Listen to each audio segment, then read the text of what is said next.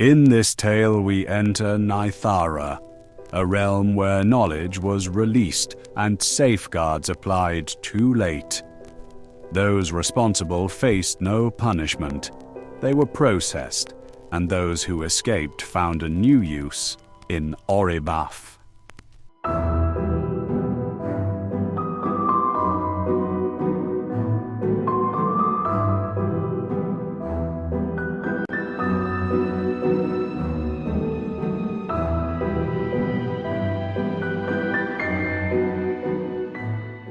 Station Releaser Narentis came home with the Athenaeum still on him. He shut the door behind him and listened for the small sounds that once meant life was waiting. Lyrentia was at the table with her jars, sorting dried leaves by scent and colour. She looked up when she heard him, and the smile she offered was genuine. "You're early," she said. "I'm on time," he replied, then realised his tone was off and tried to remedy it. "Sorry, it ended sooner than expected." She watched as he hung his mantle. It made him bigger than he was, and when it came off, he was Narentis again, although lately he seemed to have forgotten it. "Did you eat?" she asked. "Not yet." "I kept bread back," she said, and rose. She moved past him, close enough for him to catch her familiar scent. She set a small plate down, poured him some water, and sat opposite him. The domestic rhythm had always carried them through the lean times, minor illness and weeks when his station work demanded more hours than he had promised. They had always been steady, never fragile. Narentis tore the bread and chewed. He could feel the texture, but the taste was bland, and he winced as he swallowed. Lyrentia watched him. "Was it difficult today?" "It was ordinary," he said. "Ordinary can still take something," she replied. "You come back different each time, Narentis. A little less here." He paused and looked up. "I'm here." Her hands rested on the table. "Your body is. That isn't what I meant." Irritation came, swift and unjust. "What do you want from me?" "I want you," she said. "Not the station releaser. You." The words struck him, and he felt that day's release hall, with the seals loosening and the moment the air heated. He felt the knowledge pushing to be spoken, and the relief when his mouth spoke it. Worse than that, he felt the emptiness afterward, the isolating sense of being a thread cut and left to fray. "I'm tired," he said. "So am I," she answered. "I'm tired of guessing what version of you will come through the door." He pushed the plate away, and the bread sat half-eaten. "Don't do this now." Lyrentia persisted. "Then when?" He opened his mouth but could find nothing that wouldn't be an argument, so he stood up. "I need to wash." He crossed to the basin in the back room and splashed water on his face. The water was cold and momentarily loosened him up. He stared at his reflection in the small mirror, admitting to himself that staring back at him was a stranger. He heard Lyrentia moving in the other room, giving him space he did not deserve. When he returned, she had gathered her jars and the table was clean. "I'm going to the market tomorrow," she said. "You should come with me. It's meant to be warm later. We could walk by the river." The river had been theirs when they were younger, when he was a minor clerk, and the Athenaeum was an aspiration rather than a hunger. He pictured the water and the light. The image should have anchored him, but it made him feel the absence of the release hall even more. "I can't," he said. "You don't know that," she replied. Again he answered harshly, "I do." Lyrentia looked down at her hands, trying to summon words that would not make him run. "When you were assigned to Nythara, You told me it was an honor. You told me the work was about letting things into the world that deserved to be known. It is. And yet, she said, you look right through me, as if I am just another thing to be managed. Stop, he said. Lyrentia rose. She went to him and touched his arm. Nari, I'm not trying to hurt you. I'm trying to reach you. He desperately wanted to respond to her touch and to let it be enough. But behind it all, the shameful urge to go back pushed through. He needed to open seals again, and he pulled his arm away. Her eyes filled, but she did not let the tears fall. All right, she said, and the words were a surrender she did not deserve to make. All right. Rest then. That night, he lay awake beside her, and in the dark he could feel the knowledge lodged in his whole body. He whispered fragments into his pillow, quiet enough that she would not wake, and each whisper eased him for a time, but then just left him hungrier. The following morning he was already dressed when Lyrentia came into the room. You're going then, she said. It's my station, he replied. She stepped closer. Narentis. I need to be there. Is that true, she asked, or is it need of a different kind? He pushed past her towards the door, and she grabbed his wrist. Her grip was not strong, it was desperate. Please, she said, and the plea in her voice was for a simple moment of honesty. Tell me what's happening to you. He looked at her hand on his wrist. If he spoke the truth, he feared it would spread into her. If he did not, he was already losing her. I don't know, he said. It was the most honest reply he could bear. Then let me come with you. No. The refusal snapped out of him. He saw her recoil, and his guilt surged. No, he repeated. You can't. Why? She demanded, and now the hurt became anger. Because you don't want me to see what you've become. The words were too accurate. He pulled his wrist free and left before he said something unforgivable. The Athenaeum had made this place what it was. Everyone spoke of it with gratitude and perhaps a whiff of fear. It was where sealed knowledge was opened and released into the world in forms that could be spoken, taught, and used. Those who worked within it were the Rinn. The term was used as naturally as any trade name. A baker's son might say, "My sister's a Rinn now," and mean only that she had passed the entry examinations and would spend her days with ink on her fingers and dust in her hair. A magistrate might say, "Consult the Rinn," and mean a civic process as ordinary as summoning surveyors. Narentis climbed the broad steps with the others and crossed into the inner courts. When he reached the sealed chambers, that quiet snapped into hunger. In the hall of releases, scribes carried trays of new copies. Archivists returned bundles to the vaults. Indexers clustered near the tables where petitions were sorted. Releasers gathered on benches along the long chamber, all pretending they were only tired.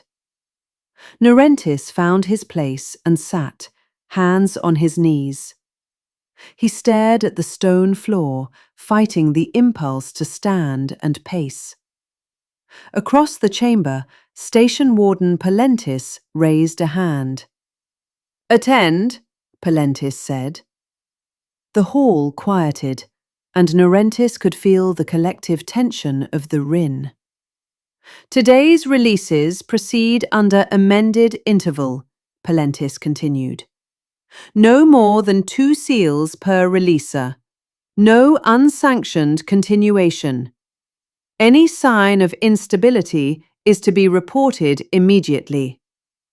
A murmur ran along the benches, and Station Warden Palentis let the sound run its course before lowering his hand. Your assignments will be distributed within the hour. Remain seated. Remain calm. Remain calm. Narentis kept his eyes on the floor until the urge to speak had subsided. Beside him, Station Releaser Narentis put a hand on his shoulder. You're pale, Narentis said, his own eyes ringed with exhaustion. Did you sleep at all? A little, Narentis lied. Narentis nodded. I see.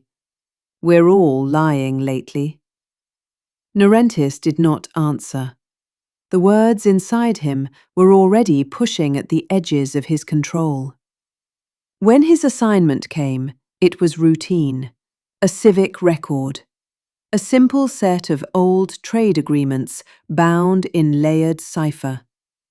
The sort of thing that used to feel like honest work, and the kind a releaser could do cleanly and then leave for home with their mind intact. He sat before the seal, hands resting on its stone lip, and inhaled. The first syllables came out smoothly. The seal loosened, unfolded in the air, and the knowledge beneath emerged into the waiting apparatus that would catch and preserve it. Narentis spoke steadily, his voice trained to be a conduit.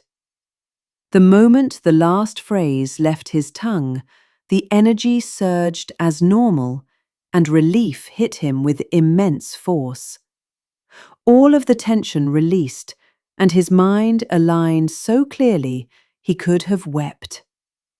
Then the emptiness rushed in, worse than ever before. He stood too quickly, swayed, and caught himself on the edge of the table. Across the hall, an indexer watched him with concern. You're pushing, the indexer said when Narentis passed him. I'm working, Narentis replied. By the time he finished his second release, he was already counting the hours until the next day. 2 releases followed by an interval like that were going to feel like punishment. He returned to the benches and sat there resisting the urge to mouth fragments of all he had just spoken.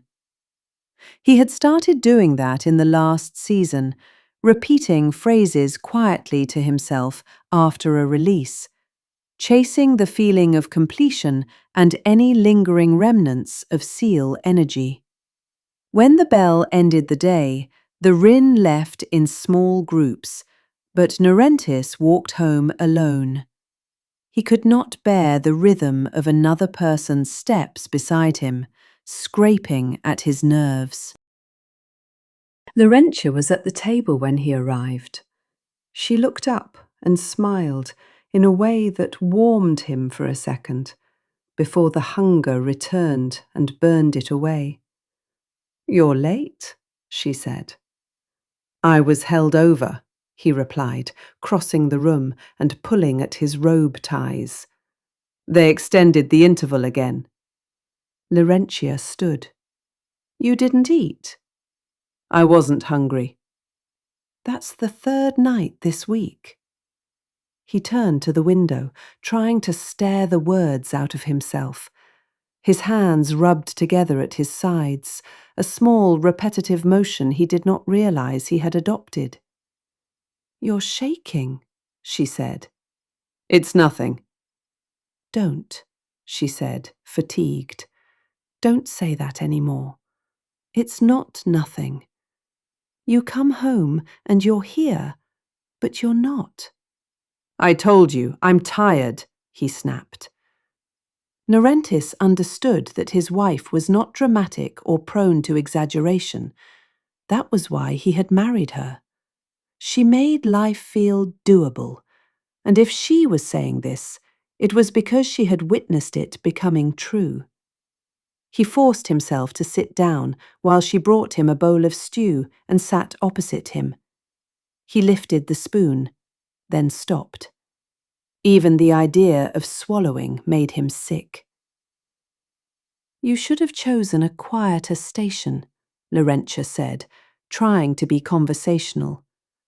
"Or become an indexer. Just filing and calm with that. No stress." "I'm not calm," he said. "Releasing it's what I do." "I know. But you used to come home and be able to talk about other things. You used to listen when I spoke." "I'm listening." "No. You're waiting for me to stop so the room can be quiet again."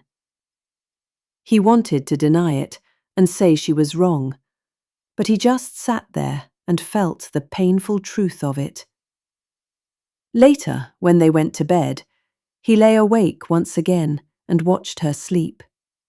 His thoughts circled around the day's releases, and when sleep finally descended, it was shallow and crowded with noise. Over the following weeks, the amended intervals became the new way of things. The Rinn adapted outwardly, finding ways to continue. The Athenaeum of Nithara had endured drought, war, plague, political upheaval, and the loss of entire estates beyond the city's borders. The Athenaeum continued anyway, because it defined identity. The cost continued at home. Lyrentia noticed the way Narentis could not bear stillness. He paced while she cooked. He stood at the window and watched the street, looking for something to open. He grew irritated when she paused mid-sentence. One night, she woke to find him standing at the table, hands braced against the wood, whispering in a strange rhythm. "Nari," she said, sitting up. He startled violently, knocking a chair sideways. "Don't," he said, looking like a man caught stealing. "Don't what?" she asked. "Don't interrupt," he said again, then blinked and seemed to hear himself. I wasn't." "You're not well," she said. "I am," he insisted. "It's the interval. They're doing it for safety. It will pass." She stared at him, and in the dimness he saw the fear she had been holding back. "You sound like the Athenaeum," she said. "You sound like a notice on a wall." He wanted to laugh, to make her see he was still himself, but he pulled away from her touch and sat down hard in the chair, his hands trembling. The next day, in the outer courts of the Athenaeum, a group of families stood in the cold and waited. They were not shouting or protesting. They had arrived, faces drawn, holding letters and petitions, asking to be seen. An official met them near the steps, flanked by clerks. The official spoke in calm tones about dedication, civic necessity, and measures being taken. The families listened with the same expression Lyrentia wore when she tried to pretend his shaking was temporary. The Rinn watched from the colonnade and did not go out to them. It preferred knowledge in controlled forms, not in the messy shape of a wife's fear. Narentis returned to the hall and sat on his bench with his hands locked together. He could not stop thinking about the families outside, or Lyrentia's face. Station Warden Palentis stood before them again that afternoon. "There has been an increase in reported instability," Palentis said. "We are implementing a temporary suspension of all releases." The hall fell completely silent as the Rinn absorbed this news. Then the sound began, scattered at first, a choking laugh, a sob, a sudden bark of anger. A releaser near the front stood up to protest. "You can't," he said, voice cracking. "You can't do that." Palentus's face did not change. "It is a protective intervention." The first day of suspension was restless but contained. The Rinn moved through the Athenaeum like trapped animals, pacing corridors, clustering near sealed doors, and speaking in frantic bursts. A few attempted to bargain with wardens, offering proposals, restrictions, or personal vows. The wardens held rigidly to the decree. By the second day, the bargaining became compulsion. A scribe was found in a lesser vault, with his hands bleeding from trying to pry at a seal with a metal rod. He had not been trying to steal. He had been trying to open something because his body had decided that opening was survival. By the third day, the hall was full of agitation that could not be spoken away. The Rinn began to work unsanctioned, slipping into side chambers, attempting small openings, and all the while insisting they could manage it. A minor seal broke under strain and released a flood of disconnected energy into the air. Those nearest it staggered, and one woman dropped to her knees and began to speak in a voice that was not hers. A warden attended to her and held her mouth shut until she convulsed and went still. They carried her out in silence. Restraints arrived soon after in the form of chains. Station wardens and their assistants moved through the Athenaeum in pairs, securing those who were clearly out of control. Some Rinn submitted, but others fought the way drowning men will fight a rescuer. Narentis lasted 4 days. On the 4th, he woke with blood on his tongue. He had bitten it in his sleep hard enough to tear. The hunger was no longer a mood. It was a physical demand, a sickness that made his limbs jerk and his skin itch. Lyrentia stirred and blinked at him. "Nari?" He looked at her and saw only the obstacle she had become between him and the act his body believed would save him. "I need," he began, then stopped because he could not say what he needed without making it real. "You need to eat," she said, reaching for him. He flinched away. "Don't touch me." The words were out before he could restrain them. "Lyrentia, But the hunger had surged again, drowning out anything tender. The room felt sealed, the door felt sealed, even her presence felt like a seal. He stood abruptly, robe half on, fingers shaking so hard he could not tie it properly. "Where are you going?" she asked, panicking now. Narentis couldn't answer. He just left while she watched. He did not know whether she followed him to the door, because he did not look back. The outer courts of the Athenaeum were inaccessible now. Guards stood at the gates, hands on batons. Narentis approached with his hood up, and as he did so, heard shouting somewhere to his left. 2 Rinn were arguing with a guard, and as he pushed one of them back, the Rinn lunged. Others surged forward, and in the brief chaos, Narentis slipped along the side wall and through a narrow service entry he had used years ago when he was still junior. Inside, corridors echoed with frantic footsteps.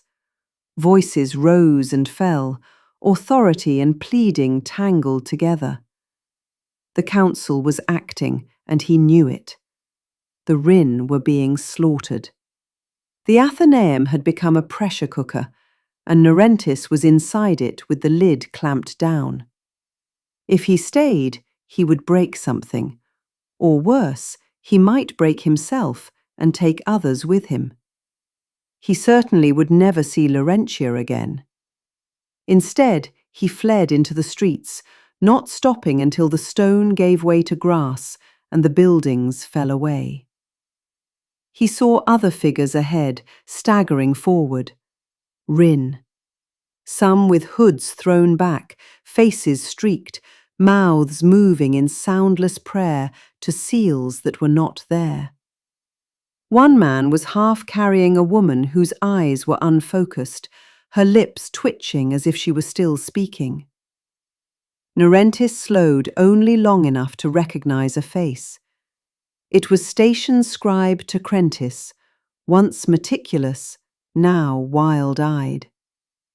Rinn were struggling, and some were dying, but they were all heading for the marker. It would be their only escape, although few considered what they might be escaping to. The marker stood at the northern edge of the realm's authority, a broad structure of pale stone sunk half into the ground. It was not a gate in the common sense, because it did not open and close to trade or travel. It was a place where exit was recorded and almost always denied to all but realm sergeants. Most citizens never went there, but this night it was crowded. Rinn filled the outer pavilion in uneven clusters, faces gaunt with exhaustion.